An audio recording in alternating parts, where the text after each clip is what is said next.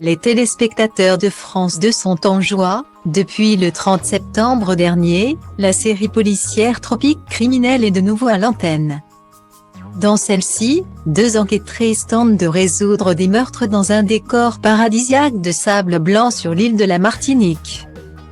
Dans les rôles principaux, on retrouve l'ancienne Miss France Sonia Rolland ainsi que l'actrice Béatrice de La Boulaye, qui incarne le commissaire Gaël Crivelli.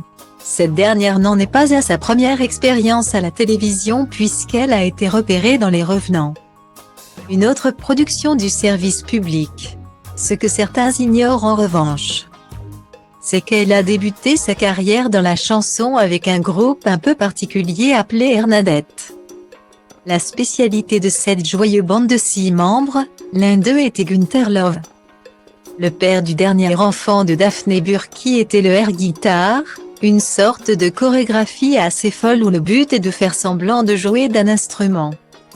C'est grâce à ce groupe que Béatrice de La Boulaye a rencontré l'homme de sa vie, Datalink People = AF 639F 8A6, 1482, 4990, 8A54 à 49 FB 5e 352e 7 c'est Guillaume de Tonquédec.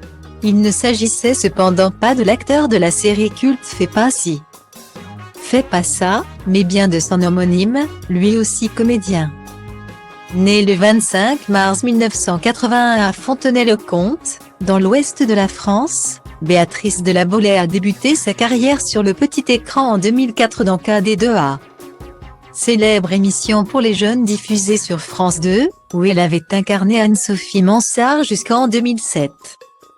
Par la suite, elle est apparue dans plusieurs productions télévisées, notamment la série Léo Mattei, Brigade des mineurs, créée par Jean-Luc Reichmann et sa compagne Nathalie Lecoultre.